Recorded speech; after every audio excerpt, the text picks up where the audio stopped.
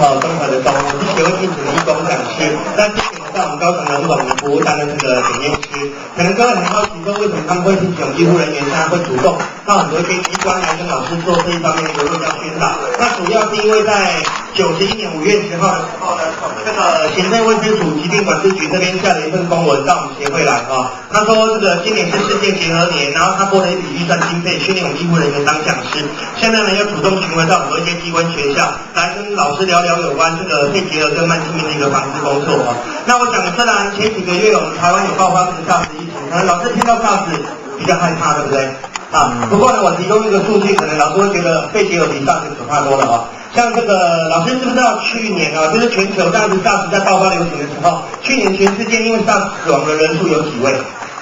各位老师猜猜看，1000多没这么多。去年全球因为 SARS 死亡的人数呢，根据卫生所统计是770多位。全世界因为 SARS 死亡人数有770多位，可是光我们台湾，我们这个小岛，我们本岛呢，去年我们国人就有1500多个国人死在肺结核的手上，所以肺结核才是我们台湾真正头号的这个传染病的杀手。那这个肺结核在我们台湾最流行的时候是在那时候光复初期大概才2例的一家，后来医学上有研发了抗结核药物跟这个疫苗，就是老师不是小时候都有打过那个卡介苗有没有？然后我们国小又有追加所以很多人就把这个病疏忽掉。那我们在宣导的过程，很多民众就是有一个疑问，我们小时候不是打过卡介苗，怎么还会被肺结核去传染到那跟各位报告一下，因为呢，今天这个卡介苗注射到我们人体之后呢，它大概呢一剂只能维持10年左右的效力。所以呢，当我们年龄慢慢的增长，然后它这个药效慢慢的减退，可是我们年龄增长之后，我们的抵抗力、我们的免疫系统能力开始提高那万一今天老师你有加上你有经常在做运动，我们身强体壮，今天你不小心真的吸入了结核杆菌之后呢，我们不具有传染力，而且身强体壮的人才能自行痊愈。所以这几年这个结核杆菌呢，就是引起肺结核这个结核杆菌这个病毒，它就变聪明了。他知道说你这些抵抗力强的人没有用，他现在就是专门找一些抵抗力弱的族群去传染。所以万一老师我们家里面还有那个5岁以下小朋友、60岁以上的老人家，还是我们的家人有罹患一些自身免疫功能不全的，比方说艾滋病，我们的家人有糖尿病，患者做过什么胃部切除手术，营养不良，得过肺尘症、贫血，还是我们在座有哪几位老师最近这几天你连续熬夜失眠没睡好，还是碰上你感冒，那我们今天抵抗力很弱，万一今天你不幸真的刚好有跟肺结核患者接触的时候，那结核杆菌呢会利用这个机会，当你吸入体内之后，它会经由血型跟淋巴液散布到你的全身。那一旦侵犯到我们身体之后，一个人全身上下所有的器官都有可能被感染到。不过因为肺部最为常见，所以一般民众呢，你都会习惯把这个结核病叫做肺结核就是这个原因。那最严重的肺外结核是感染到这个脑部。老师有没有听过结核性脑膜炎？这个死亡率就很高。那目前我们现在所有的医院呢，对这个结核病的患者我们都会采取一种叫做豆豉的治疗方式 ，DOTS 的方式来治疗它。如果我们发现了结核病的患者，他能好好的配合我们医院豆豉的治疗，快的话半年，慢的话1年，这个结核病可以100%治好。它不可怕，可是今天可怕的地方在哪边？今天为什么卫生署他要花讲师会聘种医护人员来上课？重点出在于说，因为一般民众你对这个医学常识比较不太了解。像各位老师都晓得，如果SARS找上你，症状是什么？发烧，还有呢，咳嗽、全身肌肉骨头酸痛，是不是有很多类似那种流行感冒的症状，对不对？那是因为这是政府一直大力的在推动这个SARS你要注意它的一些这个问题那老师如果肺结核找上你了，各位知不知道？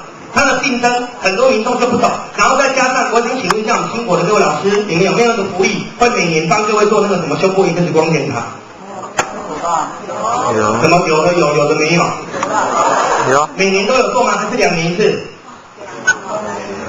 ？2年一次那老师，如果你今年有做，明年你自己会不会自费去做？不会，对不对？我们国人就是比较没有这种预防的观念。那你跟人说，万一老师你没有做胸部1X光检查，你又不知道这方面医学常识，你被传染到，你在不知情的情况之下，你没有办法去接受治疗，你没有接受治疗，你把自己的病情越拖越严重就算了，无形之中，各位跟你接触过的一些亲朋好友、你的同事，是不是可能要被你这个人去传染到，被你害到，对不对？像我举一个你们同行的例子好了，老师记不记得那个嘉义3子去年呢，他们就是有一个高三资讯科的女学生因为她有肺结核，结果呢在校内呢就是这样子引起集体感染，全校200多位师生你们晓得吗？这是我们在华山上课的时候呢，他们的训导主任跟我们提到的。那刚好我就是特别去找新闻，然后就有把它简报下来就是在这一边嘉义商职的这个爆发校内感染到肺结核的事情。那上个礼拜不是台北振兴医院也是有爆发院内集体感染肺结核，有没有？所以我希望老师真的要特别注意这个问题。那我们今天来上课的重点在哪里呢？那就请老师现在看一下我们刚刚发给老师的讲义中间上半部的位置。那我们讲义上就把老师列得很详细老师，因为我们真的不幸被肺结核感染到，那我们人身上出现的主要病症会有哪一些？首先第一个就是咳嗽所以呢，老师你要观察你最近有没有收到亲友连续咳3-4个礼拜以上的。我人照长期得摆个照给后然后他咳嗽跟SARS又不一样，SARS呢是属于下呼吸道感染，所以呢，如果老师你被SARS传染到之后，那个咳嗽是干咳，痰不多，可是被结核的人咳嗽痰会比较多，然后咳出来的痰呢是呈现暗黄色的现象，会青青绿绿的。那患者呢，中期痰会有血丝，末期会像连续剧演给大家看的。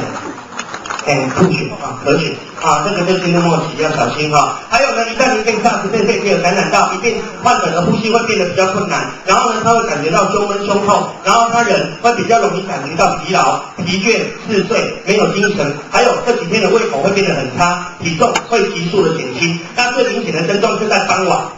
每一个人在傍晚的那段时间，体温会在体内自然的上升。在座的老师，如果你有被肺结核感染到的患者，你会因为傍晚体温上升的关系，然后患者的脸色，他的皮肤跟我们正常人比，会呈现有潮红的现象，会变得比较红。然后晚上在睡觉呢，这个患者会去畏冷，会去盗汗。这些就是警告各位，很不幸的，你可能有被肺结核感染到。那如果说病情不是很严重的话，不需要住院治疗，也不需要什么居家隔离，你就让这个患者在家里好好的休息调养，然后再配合我们医院豆子的治疗。那我们在家中还要帮患者注意哪些事项呢？讲义上有的我就肯定不讲了老师你们自己看一下那讲义上没有的呢，有几点呢，简单的跟各位报告一下。第一点，老师因为我们的家人一旦有一患到肺结核，那你要记得患者他日常的衣物被褥，我们要经常帮他们去换洗，然后洗完是都要铺晒，对不对？你要记得晒太阳光的时间最少要让太阳光直射它4到6个小时以上，因为结核杆菌被太阳光直射4到6个小时左右会自然死亡那患者他的盥洗用具，他的碗筷要把它跟家人分开，我们要帮他用高温高压的方式来消毒处理。他的排泄物分泌物有没有传染力？有，所以我们看能不能帮他集中焚烧。如果没有办法焚烧，我们就是利用抽水马桶有没有把它给冲掉，然后周中几次比较干净然后最可怕的一点就是这些什么SARS的患者啦、肺结核的患者啦，这些传染病的患者会去吐痰。老师晓不晓得这些传染病的患者那一口痰很可怕？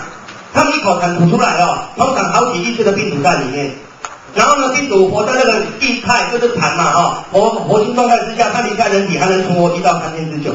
那像各位老师每天你要进出校门口那万一今天有一个民众他有传染病，结果他把一口痰吐在校门口，老师你们看到了，你会不会绕道过去？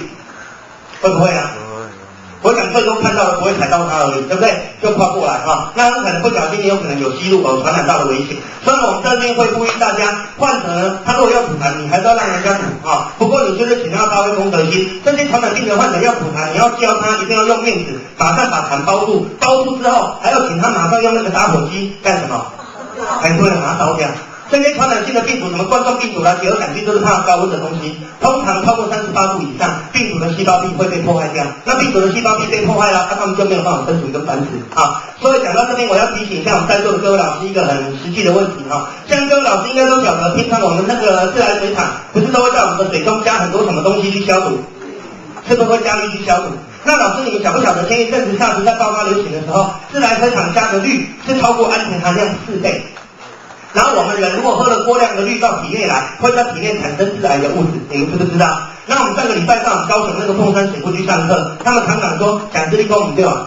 我们自来水厂不是SARS来的才加了过量的氯，其实我们台湾只要有台风来了，只要有刮风下雨，那各位都晓得水库的水就会变得很脏、很浑浊，所以这几天遇到这种状况，自来水厂都会加超过安全含量的氯进去。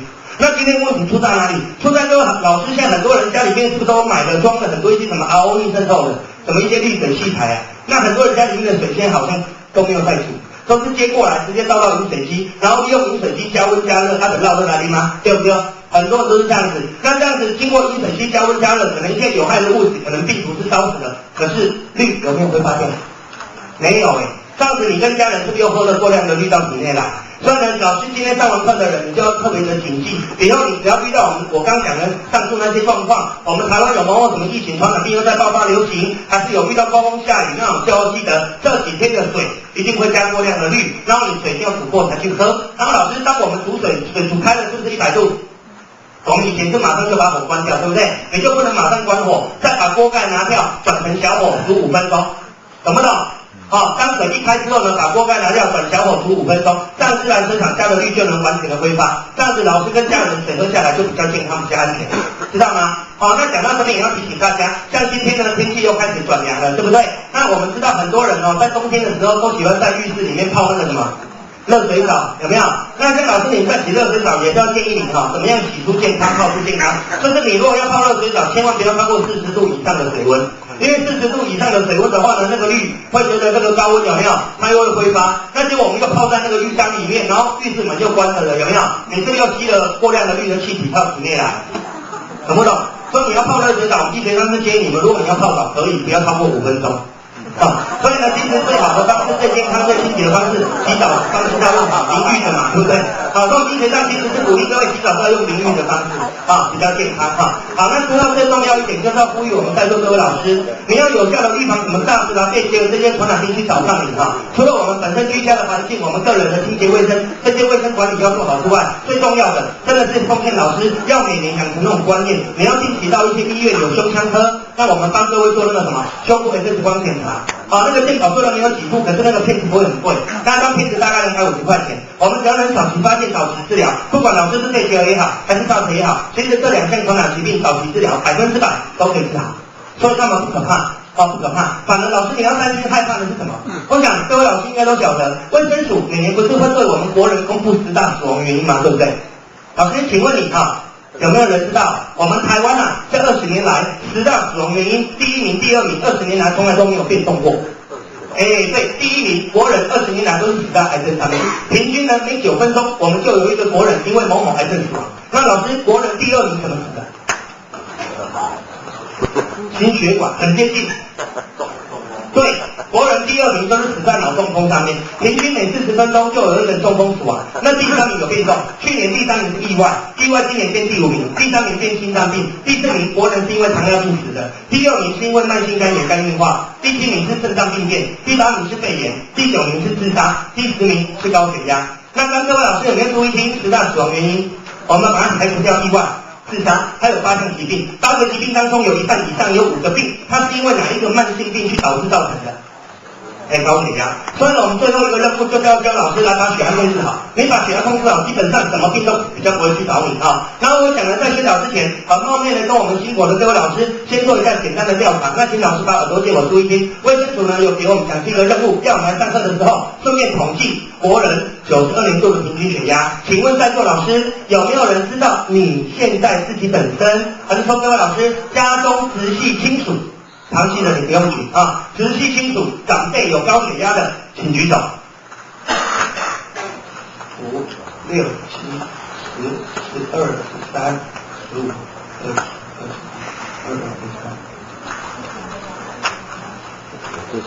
20、28，请放下。家人有糖尿病的请举手。糖尿病的，对自己跟家人嘛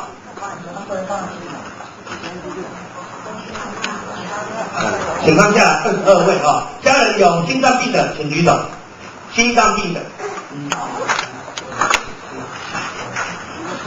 12，请放下。刚才3种病你都举过手的老师，请再举手。好，现在请大家回头看一下，你们学校就是这3位老师是高危险群，有缘才能当同事。所以以后老师在校园遇到我们这3位同事，请尽量不要刺激他们，不要让他们校园有这个病。还有后面那2位男老师为什么叫你们不能刺激他？因为老师都晓得嘛，肺结核SARS是来自于传染的，那我们是可以有效的预防。可是高血压、糖尿病、心脏病这3个慢性疾病90%它是来自于什么？这个遗传的呢。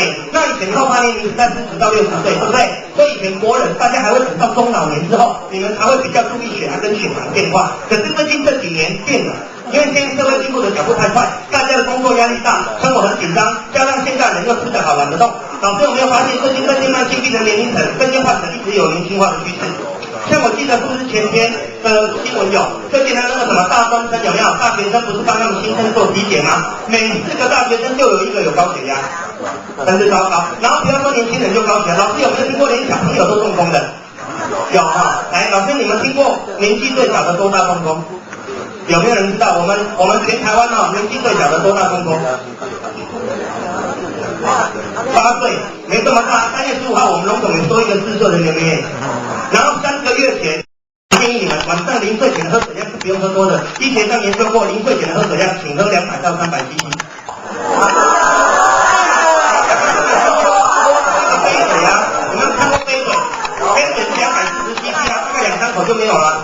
可是老师一大早睡醒要喝多少水？500啊，一大早睡醒是喝500 cc 的水。然后我们一个人一天最少要喝多少水对健康才有帮助？3000。一天要喝3000 cc 以上的水，这是水对我们人类2次保健之道，希望老师要做上哈。好，那第二个饮食我们就讲到这边。第二个，老师情绪要不要控制好？情绪管理要做好，这个不用我讲的哈。生活作息要不要规律正常？也要。好，那我现在调查一下，我看到好多老师现在没有精神，在打瞌睡，已经昨天没睡好。好，那我现在调查一下，来，在座老师，你们每天晚上平均大概在9点上床睡觉的频率的？还是会有啊？来，给我们的魏老师掌声鼓励一下，跟各位老师一样，会比较高来的举手。来，老师平均晚上在10点睡觉的请举手。现代人10点也算少了，对不对？所以我们也给这8位老师掌声鼓励一下。好，再来更晚睡，来11点睡觉的请举手。12点，这种人最多了啊。好，先问老师，人为什么要睡觉？来休息。请问要让我们的什么休息？大脑而已吗？是不是要让我们的体内器官5脏6腑利用你晚上睡觉那段时间内，它才能跟着你们休息耶，对不对？好，那老师，请问一个人一天最少要休息几个小时？就是要睡几个小时，对我们的健康才有帮助。对，一天只要能深度睡眠6个小时，对健康就有帮助。好，那昨天12点睡觉，老师交通，好，我先调查一下，昨天12点睡觉，老师到现在为止，你知不知道你只睡了几个小时？6点老师答对了，标准答案是3个小时。你是护理老师吗？因为这个题目是我们本科的比较知道。因为我昨天3点才睡。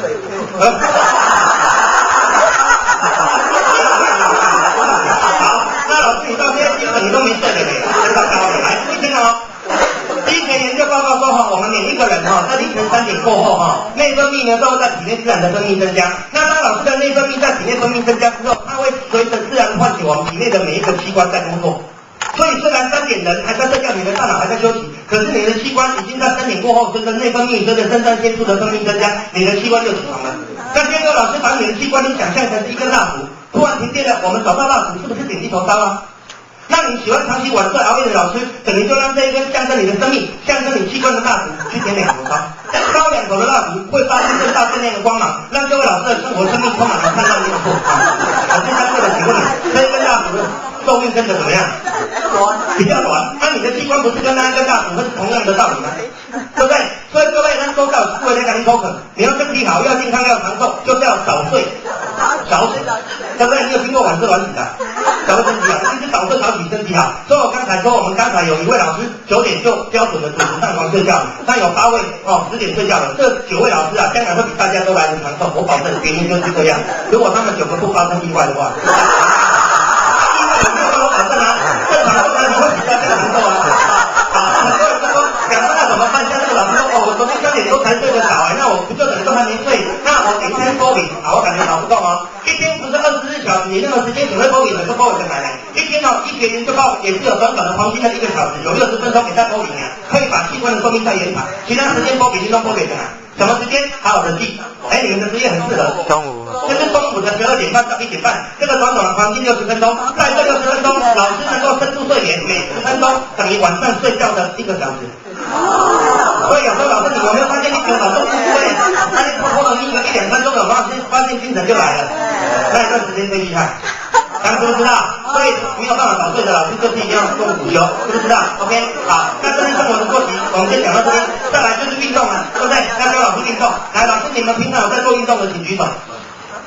还不少嘞，也不简单好，来举棒下来。其他可是大部分的老师还是不举手，为什么不爱运动？忙啊，很累啊，对不对？真的，我们协会用心良苦啊，为了各位老人，还要帮你们发明一个可以帮老师促进血型、控制血压的运动。那老师，今天呢，你们下班了回去之后哈，运动学会了，就一定要跟老人家讲，因为最近这种天气来了，有没有？这种寒流来哈，老人家很危险。你要让他每天做的运动，可以稳定他们当天的血压，避免老人家发生中风还是心脏病的意外哦哈。来，请老师现在把双手借给我，高举过心脏，我说放下才可以放下。运动做完，我还要测出老师的健康状况好不好？来，手打直，手要打直，然后握拳。张开，用力抓下来，张开，用力抓下来，张开，然后请老师开始抓快一点，用力抓快一点。这个运动跟外三弓的回手有类似的功用，请各位老师以后你这个运动一开始抓，最少都要超过80下到100下以上的，每次要抓到超过80到100，那保证各位将来老师活得久的人钱就赚得多，对不对？来，请问加几下了？你们不知道，老师，我请你来演讲，我不都成了，你们都没有人赚，干什么再一次啊？好了，最后10下，来，10、9、8、7、6、5、4、3、2、1，请放下。真好，可是等一下会发现精神百倍哦。来，再请老师摸手掌心来，贴贴各位的脸颊，有没有发现做完运动后的老师手有什么现象？哎呀，一学对吧？来，先请老师从列经茶位。来，老师列经茶位封起来，起定定哎，请举手。1、2、3、4、5、6、7、8，还有没有？9、10。11、12，好，请放下来。那我现在解释一下这个现象。大多数的人做完这个运动，应该反应是要休下去了。休代表你是一个血液循环良好的人，血循在体内良好的人，健康状况是处在良好的状态。恭喜大家！啊，大部分老师都是这样子。可是呢，我们有12位同事该道歉，他们做完反而呈现的是冰冷的、冰冷。为什么呢？小心了，2个原因才会造成这个现象。第一个原因，因为刚才您这12位同事做运动不认真。不认真做当然是不会的啊！而且你看我很认真做完，我还不这样子冰冰冷冷的。真正原因是这2个。第一个原因是比较乐观的话还好，因为这12位老师只是末梢神经血循比较差，那你可能只是运动量不够，那这个多运动才能改善。这个比较乐观，可是悲观的你要小心，因为这12位老师很可能你们跟我们正常人的血压比起来，血压是属于比较怎么样？偏低的，知道吗？低血压的。那一般人呢，你们都会只注意高血压，都不注意他们低血压的，对不对？老师，请问低血压有什么危险？中风。对，低血压也会中风，很多人都以为只有高血压会中风，而且低血压的人最容易会脑部缺氧，怎么样？休克的没有，所以他们是不是常常蹲下站起来就会怎么样？头晕嘛。他们将来会有一次等于心头毛高，他氧气打不上去，打到一半，砰，就脑部缺氧休克。那万一休克，他心脏呼吸停了，旁边没有人懂 CPR 就完了。讲到 CPR， 现在学校老师应该都有受过 CPR 的训练了吧？学生也要，老师也要嘛，对不对？怎么有？来，老师学过 CPR 的举手。还不少嘛。其他老师没学过啊。好，那等下一次呢，请组长再安排，我们改天再从各位教那么小人来教你们 CPR 好不好？好，那有学过老师啊，我调查一下，你们已经会救人了，对不对？万一真的你看到学校有一个老师是忽然因为这样子脑部缺氧休克倒下去，那你学过 CPR， 你真的会马上冲过去对你那个同事口对口推的，请举手。那我就说嘛，现在的我同事爱都没几个，低血压老师自己都多苦了，知不知道？那低血压老师是脑部这样子搞的，就是这个事了，也会中风，而且在跟各位报告，最近这2年我们医学研究说，人的血压如果一直太低的话，将来年纪大了70%低血压的人70%将来年纪大了，很容易罹患一种叫阿兹海默症的病。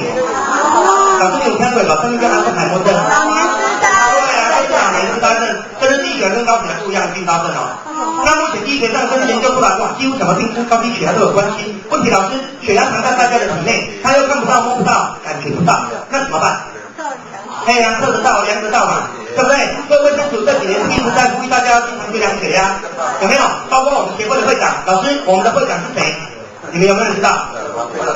你在电视上应该经常会看到他那个宣导影片，他一直教大家要常量血压，谁讲的？对，孙玉璇，孙之正是我们协会的会长。所以老师你想，孙玉璇如果当年他有注意血压，他不中风的话，请问今天台湾的历史会不会改变？那是你们讲的，不干我的事了。然后来，老师我再问你们，越南那个广那个温世仁啊，你想想看，他大半身这样子赚了那么多钱，对不对？结果呢，现在正值壮年50岁，结果就走了，对不对？你看他30几亿怎么花，没有名字享受了。所以健康这个才是代表一切。对不对？所以呢，卫生署不是自从蒋少年当教子中风了这几年，不是一直在跟我们各位呼吁说，要我们家家户户都要准备什么1家3剂吗？帮家人做预防保健嘛，对不对？老师，卫生署推动1家3剂，请问是哪3剂？唔对哦，现在讲体温计，温度计是挂你家的。体温计，还有呢？血压计，对吧？还有这个。还体重计，对，所以老师有没有发现啊？最近这2、3年父亲节、母亲节就变得不一样啊。以前是还流行送礼蛋糕、舞蹈给老人家，然后最近这几年流行送什么最多？所以我们经常接到很多些民众电话，因为你们看那个知识在文宣的软件，下面我们协会出电话。现在我们8年老师的讲义，你看左下角是不是有电话？所以很多人呢，我会经常打电话在问我们，请问在量血压的时候，电子的好还是水银的好？很多人都在问这个问题，那我想学校也有教护，也有护理老师，你问他，我们只要是本科的医护人员，我们都会劝你量血压用什么最好？当然还是要水银的。老师，你看医院都有什么方法叫量血压？是水银的，对不对？然后你看各位老师，你回忆一下，你们在读高中护理课的时候，不是有那个护理老师都会教，有没有？这不也是教水银的？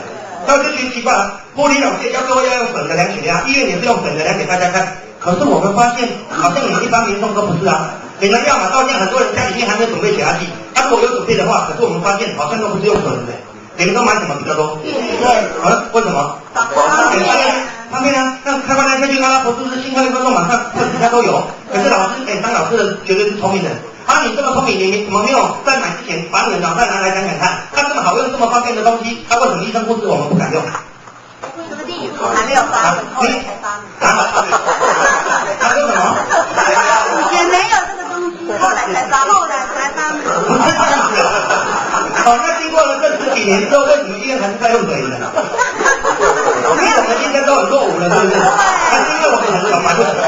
看我在用手做节目，一个医生10万6，那个医生一个月10几20几万，买不起啊，是吗？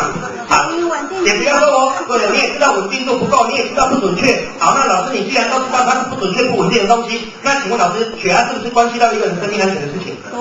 你为什么明明知道那一台不准、不稳定，还要买一台回去帮你爸爸妈妈来检查知道稳定？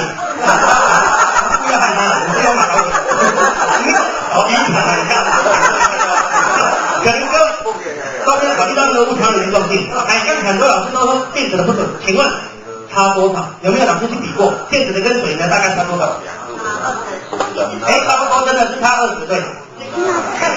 水银的不会用。那我跟老师报告我口说无凭消基会呢在4月4号的这边报道他说电子血压计跟水银的就是差20到60度。老师听到一台电子的跟水的都会差20到60的毫米汞柱哦。好，那万一今天老师今天你听到120的学校上班，突然我们老人家跟你起床之后呢，拦着你的门口跟你说他现在起床之后人怪怪的不舒服，突然现在头晕、头痛、想吐、胸闷、胸痛，然后整个人这样子手脚无力啊，然后半侧呢手啊脚会麻麻的，然后眼睛呢会怎样模糊，然后耳鸣，这些是一个人要中风还是心脏病快发作的前兆。尤其是提醒老师，你这种天气，万一真的听到老人家喊头痛，好好的关心人家，问他痛哪里。因为一颗头很大，我们不教的话，你们有没有人知道？老师，人头痛哪里最危险？痛哪里才叫中风、心脏病要发作的部位？我能猜了太阳穴，觉得太阳穴的比较多，对不对？很多人都比这边比较多。其实痛在这2边的是感冒的，快感冒的，这里其实他是头痛。当然这里头看心前惹的是工作压力比较大的，比较容易搞超完想不开了，爱做牛角尖对，对了，一个人要中风、心脏病要发作当天还是前几天，我们医学上统计过，患者的脖子都会先出现什么？他会跟你说他很酸很僵硬，然后跟着他会痛在后脑勺那一块叫枕骨的地方。来，各位老师把手往后脑勺摸，有没有摸下去一块凹槽？那一块就是叫枕骨。然后你问老人家痛法是什么？跟他讲，他会跟你说他现在后脑会胀，很屌，然后心脏跳一下，不要再做点安乐。第二，就这个，这种情况老师跟他讲起了，已经这个爸爸妈妈很可能血压冲得很高，故意黑跟镜头赶慢加跟加你敢讲起啊，查通嘛。为人子女的老师，家里要赶着上班，突然老人家说这么痛，听到的你会怎么做？送医院，打电话叫救护车。我们听到答案都是这样，然后我也直接很肯定的跟你讲，家人会因为你们这个举动可能反而开始怕。因为老师，你有没有想过怎么送医院？你说送医院怎么送？走路坐车这2个方法。请问第一个，走路是不是运动？现在老人家叔叔他快中风了，你还叫他运动，他会不会走到一半血压冲升高，当场爆血管？5颗联合，有可能。那很多人会讲说我那么笨我不会叫救护车，还是我自己赶快开车去医院。可是老师，你有没有想过，医院有没有张小在你家隔壁？没有。你把患者上车上，他人坐在车上，挺贵的，一起去看便宜耶。老师，你们没有听过，很多人就是送医院的途中不治死亡，心脏病发爆血管的吗？有没有？有啊，那你为什么还是要继续送医院？因为你们民众观念就是这样。那高血压患者、心脏病要发作患者不是让你这么处理的，所以我们现在要教你。这边上学一起中医共来，完全一点勾的临手哈，因为那个没有临床证实的东西啦哈，不是鼓励你们做。那我们这边是会教你正确的做法，就是说，你只要听到老人家真的有不舒服，首先要有一个观念，根深蒂固观念，患病一定是脱离不了什么血压的。老师，你们昨天晚上熬夜失眠感冒，你讲话紧张走路，女老师生理期前后血压2多变化。所以你只要听到老人家不舒服，你就是好好的安慰他，请他不要紧张，不要太紧张，请他好好的坐着休息5分钟，然后你马上量血压，先求证看他的血压高不高。懂不懂？如果量起来血压不高，那不高最好啊，不高我们也不用跟学校请假，对不对？老人家可能只是没睡好，只是感冒，他休息一下就没事了。但是如果量起来，哎呦，真的是高血压嘞，那怎么办？送医院不保险，所以请各位老师马上在家里帮老人家紧急降血压，先争取一个缓冲时间，先把他的血压稳定住，然后才能送医院。然后你们要怎么在家里帮老人家紧急降血压呢？2个方法你们能做得到。第一个方法，让他先吃药。懂不懂？不管他是高血压、糖尿病、心脏病患者，这些患者身边是不是会有吃剩下来多余的药啊？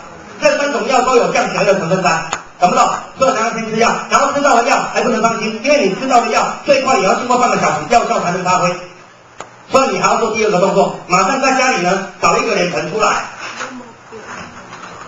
好，然后帮它装温水，水温呢尽量控制在40到45度。好，万一他临时找不到温度计，就用这块手腕柱碰水面，或者用温暖的抖一下，然后对你的爸爸妈妈放轻松，然后请他跟着把双脚怎么样，把蛋放到这个水里面。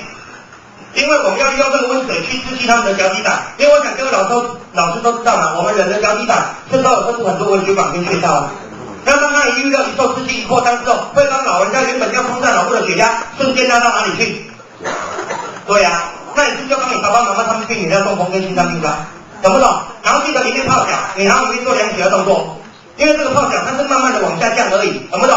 你不能太快降，很多人就说那泡澡不是更快，不会泡脚，只是血压落差起伏变化太大，中风就倒塌了。所以你就是泡脚，慢慢的把它往下降下来，降到安全值了，好，我们再把它送到医院去处理，懂不懂？可是现在有一个问题，老师要讨论了，什么问题？现在你老人家们不舒服，我们医院是用水的量，对不对？我们量起来180很高，那我们赶快帮他讨论，让他需要帮他泡脚，我们就帮他处理了。可是你们民众家里呢，电子的，量起来变120，哇，会不会误诊误判？所以很多人接下去又跟老爸老妈讲一句话，奇怪，你怎么会叫头晕头痛啊？我来，爸爸妈妈，你是昨天没睡好，你是不是因为那个感冒了？你现在乖乖的听我的话，你回床上躺着休息一下，你困一天都不在家。我讲怎么样哦？结果老人家这边要听你，然后要躺下去就完了。一倒下去，后脑是不是比心脏低？血压就是往脑不通血液往心脏快速集中回流当然人家中风心脏病要爆血管，才害他的。所以在这边我们有句话跟各位沟通，这句话你经常教学生，今天换我来教大家。我们说做任何事情，是不是要工欲善其事，必先利其器？那老师你真的有心想帮家人量血压的话，你就记得血压是量准确的，不是量方便的，知不知道？可是每次劝你们民众哦，你要用医院用水的量啊。结果呢，大家听到马上就跟你们同事那些考虑的问题，不会量啊，那水是不会量，对不对？就是这样。所以说有很多人都要求我们医务人员要求我们公益团体来上课的时候，然后呢教到大家水的怎么量，甚至很多人叫我们帮他们直接推荐，帮他们找医院代用仪器。那在座老师，如果你有去过我们龙总、去高医、去妇幼、去大同医院，还是去你们台南就是那个奇美，目前我们南部是这5家医院的哈。现在呢，心脏内科、癌症中心还有那个什么洗肾室啊，我们医院呢现在是用这个仪器呢，在帮老师测量血压，所以我们从医院调出来教大家，然后推荐给你们，以后你们可以尽量去仪器去找这个医院现在引进的这一套仪器，有没有老师看过？有嘛，对不对？有人有跑过这些医院的就能看得到。你看它怎么不见了？听筒还有一个东西也不见了。对，大家怎么听好了？这个叫水银自动型血压计。以前老师要听的叫水银手动式血压计。那以前那个手动的听筒靠在耳朵，有没有老师知道？要注意听你的什么声音啊？对，听你的心跳脉搏声。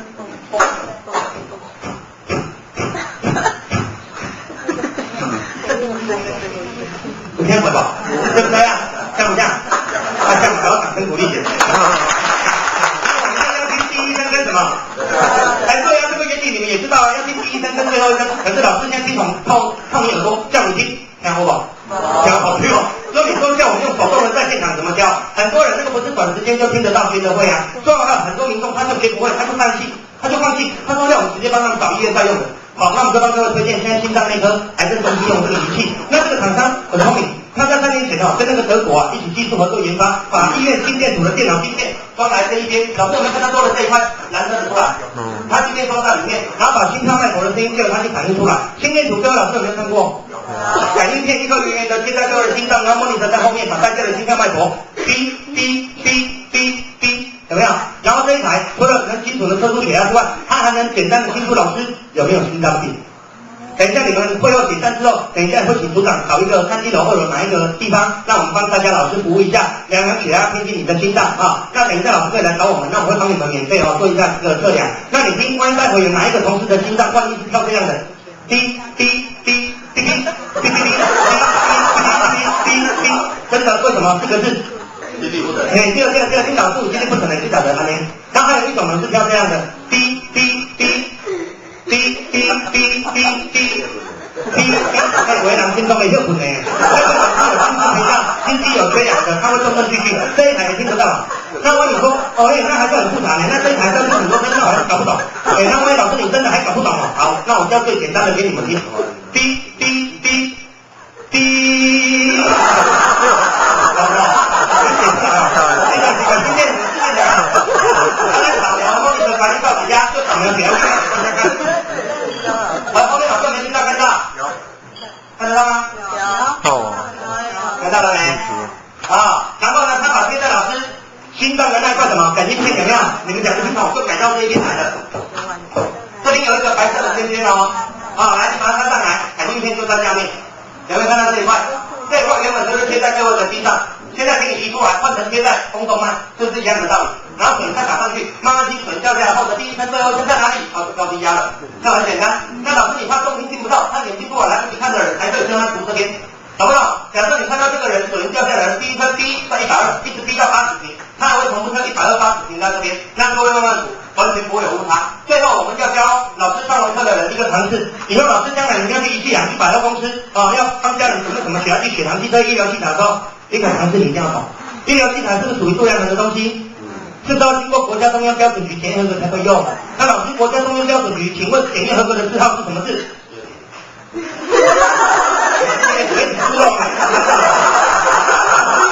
这个国字啊。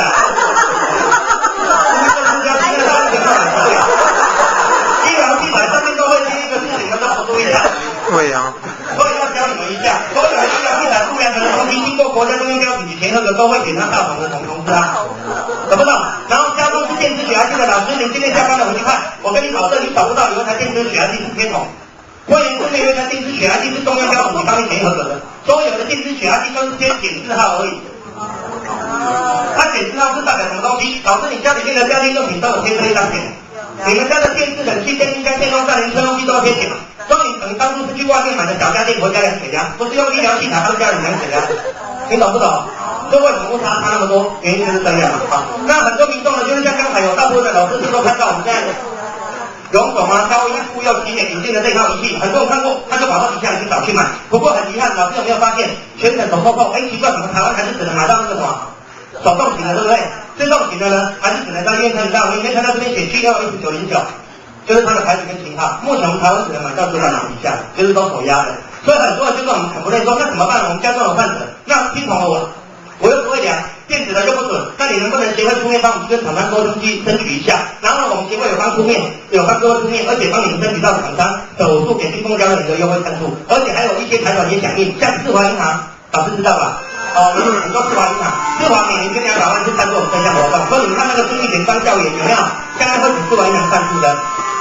还有金钟奖、新力桃什麦是5家基金会，这些捐款呢，我们都用在电视上老师看得到的宣传短片，因此呢，手上发给老师的资料讲义，还有刚刚体种幼儿园上课讲师费450块。那所有的经费呢，他们还会在很多百货公司门口、文化中心会常常举办，帮各位全民免费怎么样？量血压、一诊健康检查有没有？剩下所有的经费都是帮各位呢优惠补助到这边。所以老师，你们如果今天听完了课，1+3G缺血压计的老师，还是家中买的是那种电子的你想帮家人做预防保健的话呢，你想透过我们协会帮你们申请这个医院在用仪器，或要找我们拿这张申请表，找后面那几位社工的护士才是这张表格。初始电话填写一下你的个人资料，手机就留备注栏，你会把你的资料跟厂商申请。像这个老师保证，你不认识我，我说补助了多少钱，差了多少钱，你们不相信，老师你可以打个电话问那个高一啊，因为高一内科3等4等上个月他们才又进12台，你问高一拿多少钱，我们医院进的价钱就是老师申请的价钱，绝对都是一样的啊，你们去问一下，像我们那天在营养中心还几乎全校申请的，而且他们还有一个老师一次申请了13台。那像他们孙校长就申请3台，我说你们都申请那么多干什么？娘家婆家要准备啊，兄弟姐妹要准备啊。他们孙校长还帮全校老师统一开张资料给厂商，费用从老师薪水上扣的呢。你问他们营养中学就知道。哦，不是啦，那不是营养中学，是德光女中啊，我一直讲错了，是德光女中啊，德光女中啊，所以呢，你们可以去把握这一项福利哦。那这个是帮老师申请到的啊，那有需要老师会用申请，如果不需要，告诉一下，不要勉强。那你不要误会让我们协会3年推荐，也不要误会我们3个承办人组长还有副校长立场，好不好？好，那我们最后呢，课程就为老师简单的服务到这边。现在是下课时间还是上课？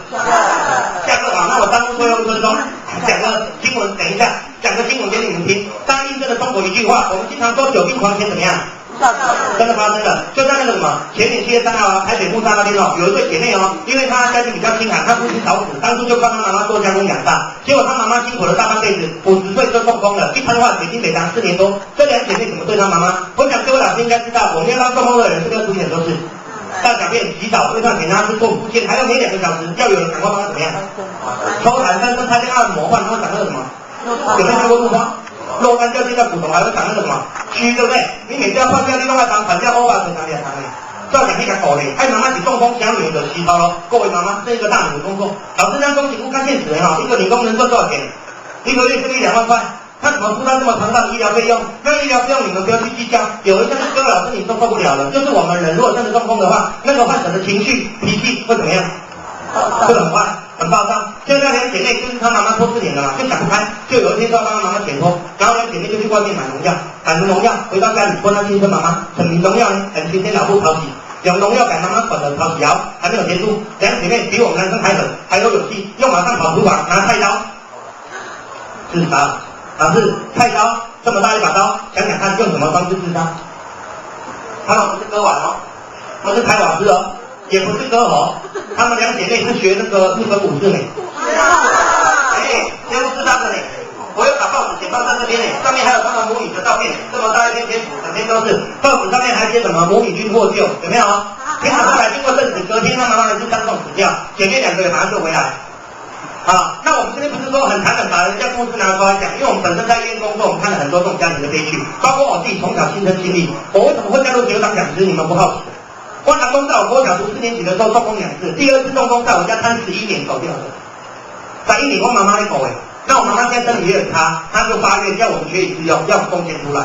那我现在加入学当讲师2年多，那我们在行为过程当中遇过一个单位，他爸爸是脱水酒的中风，就在你们今年遇到的，就那个中正路，你们中正路不是有一栋星光人那个国泰人寿吗？4楼那边他们有位科长叫戴桂林戴科长，不知道有没有老师认识他吗？有认识啊，那个戴科长他爸爸在41岁中风，瘫痪，整整拖到80岁，39年，是我路过最久的一个患者。所以各位老师，你可能很幸运，你家中还没有遇到这些状况，你很幸运，你赶快帮家人做一条好线，练长3力速点，他搞后面搭往后边，把患者送医院治疗，很多事情不是各位花钱就可以解决一切，对不对？那我们今天课程就为各位服务到这边，那感谢我们组长跟助教协会去做配合。我想老师在你还没有集合，我们在这边也跟楼下跟你们副校长跟我们这个组长在那边聊。那我发现我们副校长、我们组长他们都很热心，而且很关心老师的身体健康，很体恤老师平常这个教学上辛劳。所以我希望老师待会如果大家有空有时间的话，我们再来关心一下我们组长的血压，看他到底今天正不正常。他如果量比较高，以后就不要注意他啊。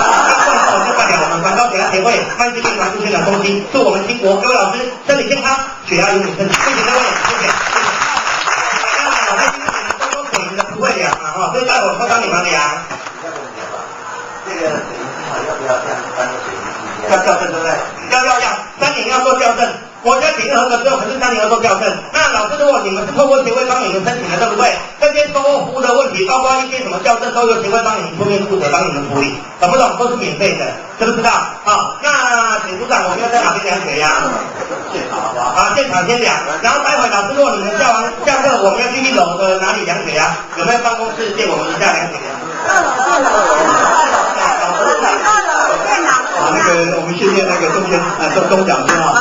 如果都是各位同仁呢，如果都是需要那个他们服务的话呢，那我们就移驾到2楼，好不好？好，移驾到2楼。好，现在各位。看水的你们俩，大家可以看看为什么我们经常那个癌症中心要注意这一套的处理哈。那我们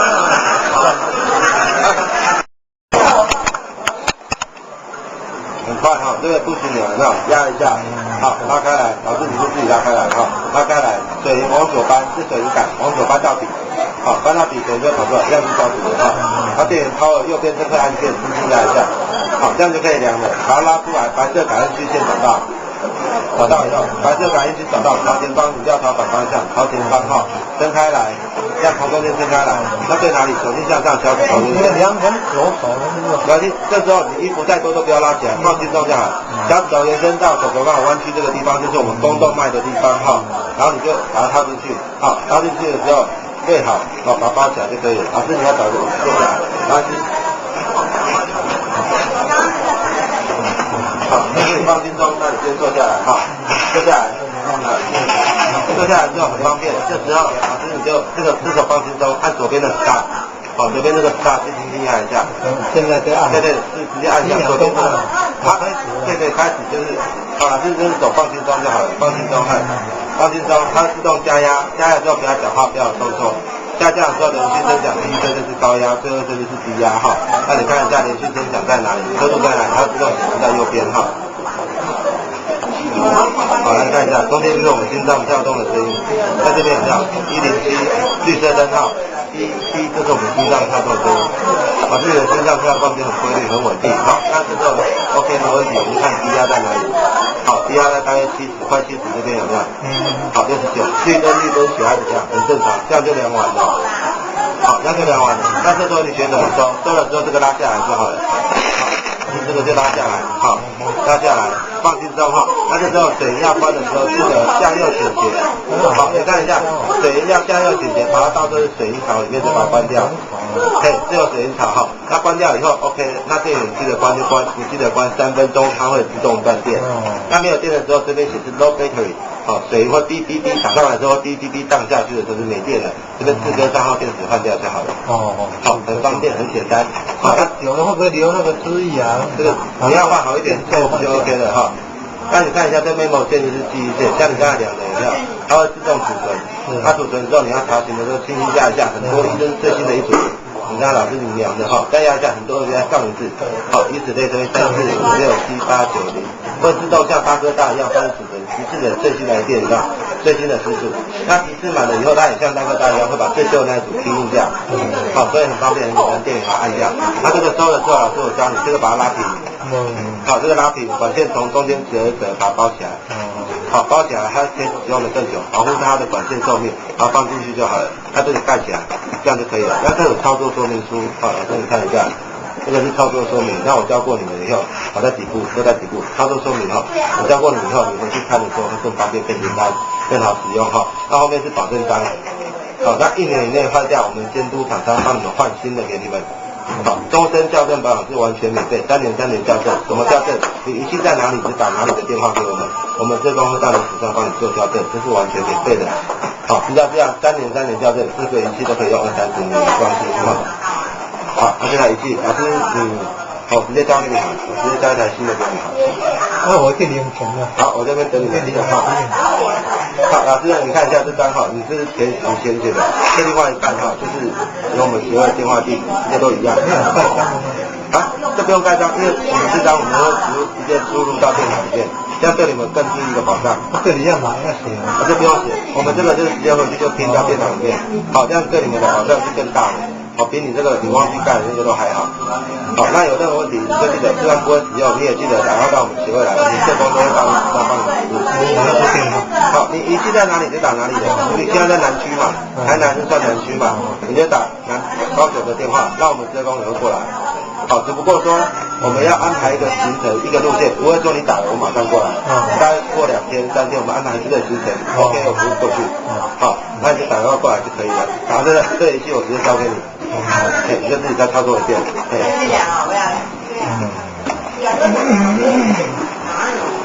你很赶时间呢。为什么？你很赶时间吗？对啊，我等一下还有一个要去那个地方要去市农会，是上面还是？朝前班，关节下吗？关节上，关节上哦。哎，对，哦，关节上哈。对，包起来就好了，对，包起来就好了。不一样，很紧密。不用很紧，这样就可以。记得手心向上，脚趾头延伸到手肘弯曲的地方。这个感应器是对着脚趾头延伸到手肘弯曲这个地方，有没有？那感应器要。对，感应器要放这个地方，要放内侧哦，一定要放外侧哦。放内侧。那里面很紧，怎么会有感应啊？你看哈，电源打开，电源打开，好，它因为它是中气的，好，你要放心中，这边会显示QRS9098按上，要显示才按10%了。对，不要，因为你直接按它显示不了，之后这只手就放心中，为什么？好，因为它现在要侦测你的血管脉动，所以你这只手放心中，一定要放心中哈。要注意看吗？你先不要讲话，再讲话它会往上加压。好，但是你不用注意看，它会自动秀给你看的。我讲的是就是等于顺便教你这样。好，新的就是直接你就看着荧幕就可以了。好，它血压都一样，放心中就好了。好，按下有动作，这只是你的血压值，它就同时扫描。好，像有些人不知道血压值，他动了电子它就不能帮他同时扫描，这种话就可以同时扫描。好，让我看一下。好，高压103，会比刚才低一点。好，因为你现在连续2血管会比较松弛，会比较低一点，那没关系，看低压哈，你看低压，在60几这边。怎么会麻会胀呢？因为它会充气啊。好，这个是充气在量你的血压的脉动。好，这样就量完了，绿灯血压怎么样？正常。如果黄色的灯号代表就是警告你，红色的灯号恭喜你有高血压。好，这很方便。橘色灯号就是血压偏低。好，这样。还有灯号有没有？你看一下，红黄绿橘，它直接秀给你看。好，有些人量了不知道数据到底好不好，直接看灯号就好了。是。好，你看这个就是它绿色的就是很正常，你的标准血压值就是绿色的。它关的时候，老师你3个警示，对，不见得再关掉。好，这样就可以了。开的话直接开，关的话直接开，3个警示。把它转换成。对，好。那老师关电，Power 右边一样，Power 那个按钮，这样就可以了。对，拉下来就好了。好，使用上就是很方便。是。哇，那小孩也可以量。对，小孩子也可以量。好，那老师我教你一次哈。有分左右手吗？左右手正常会有一只手会比较低一点。那我们量左手。好，老师我再教你一次，你这个在拉的时候把它拉平。好，要拉平。好，这个管线从中间拉一截进来，这样拉一截，保护它一下，保护一下它的管子。对，它保护管子可以使用顺脚。管子不要碰。对，然后你看这个水哈，如果说你直接关是都会写在外面，对不对？你下次量的时候，它会这样掉下一截，它这样断一颗一颗在上面。好，那这没关系，那没关系，我教你一下，你把它摇一下，摇下来就好了。你这样没有关的时候，忘记关它有这样关掉一些，那也没关系，摇一摇，把它连起来就好了。好，你不要把它丢了，这还没有坏，摇一摇连起来就好。所以关的时候就尽量将它直接关掉就好了。只要是水的都一样，把它盖起来。是的，非常好。哇，好。这家伙这个你一定会使用哈，那这个我都帮你放到底部，好，这样子是给你保障，这样不会不见了。是的。那就算都不见哈，这边有电话，看一下这边有电话，这边有电话哈，都贴在上面哈，那这是保障你不会找不到人。好。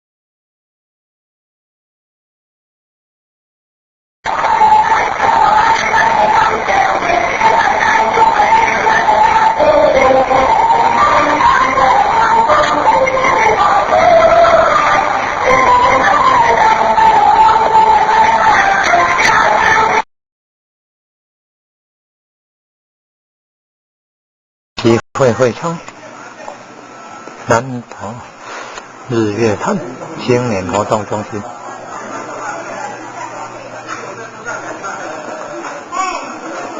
赶快往餐厅了。你给他练嘞。好，我想问你。啊，你先往来看。你好，你好啊，组长嘛，主任哈。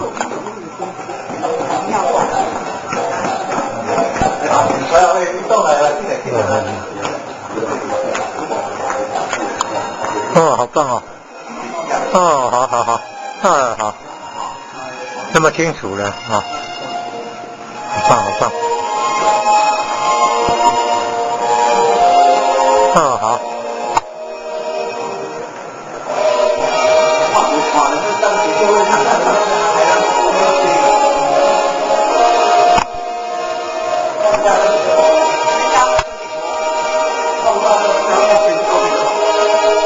哦，日产空气，好棒哦！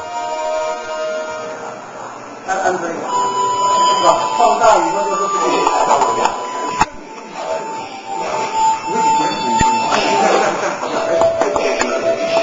这样子，因为我那个字的话是真正电脑出来的，那你的影像因为放大，税都成这样了，税都这样啊。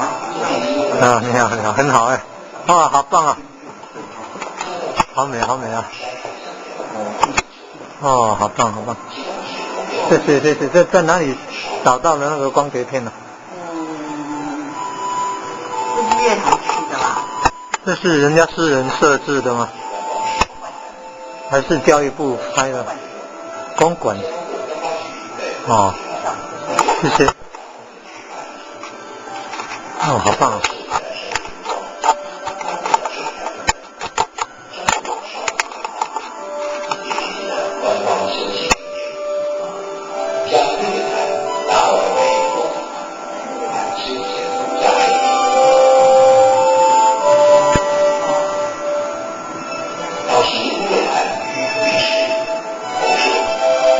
好了，可以吃饭了，谢谢你，感恩。好了，可以了，谢谢啊，感恩。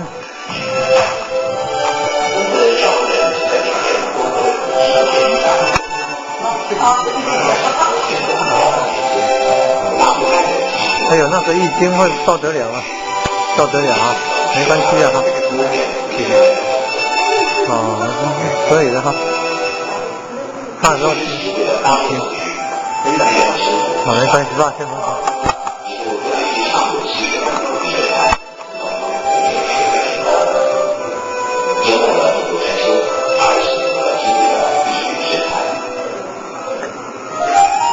因为台水面积广达800公顷，最大的部分，全盘也拉不到北面，北岸路起伏越陡，南岸路起伏越陡，因而被称为日月潭。水动一下，是条件，因为水气活不多少，不是因为地理生态，不上神的作用。也就生活在万万群山的日月潭。浪漫年轻的诗人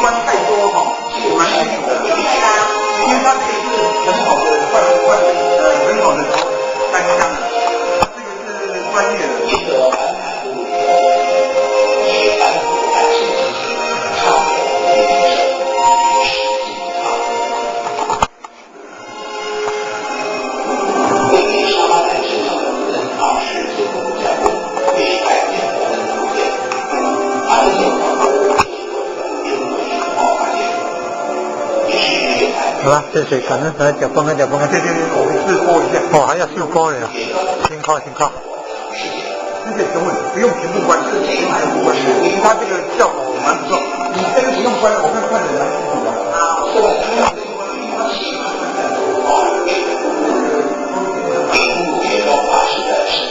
玄奘法师，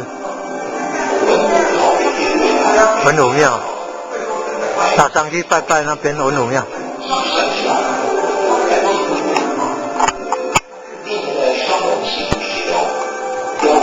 新盖的就不一样了哈。好了，休息了。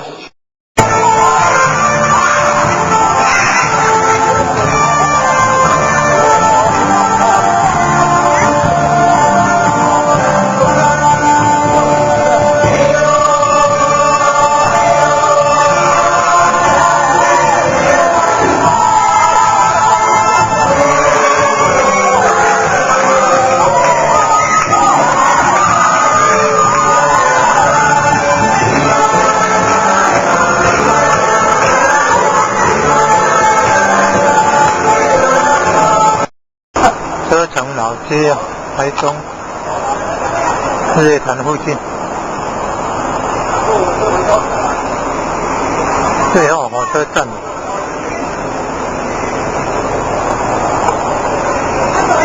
南投车站。车城。捷二线，来同二线。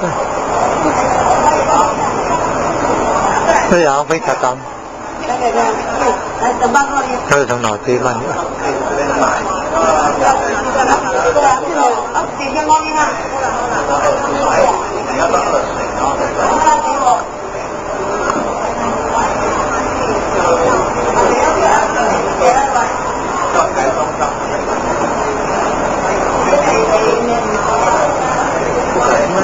国家风景区的管理处啊。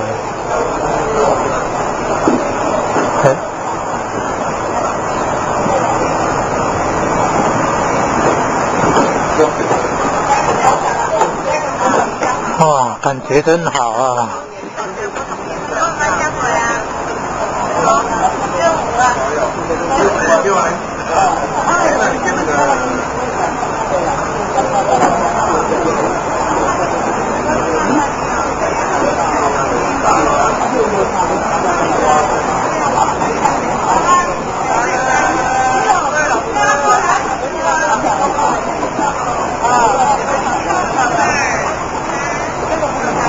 啊，这个好靠近。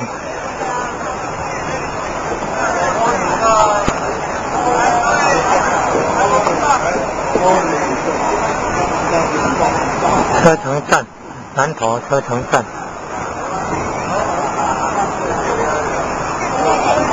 高山。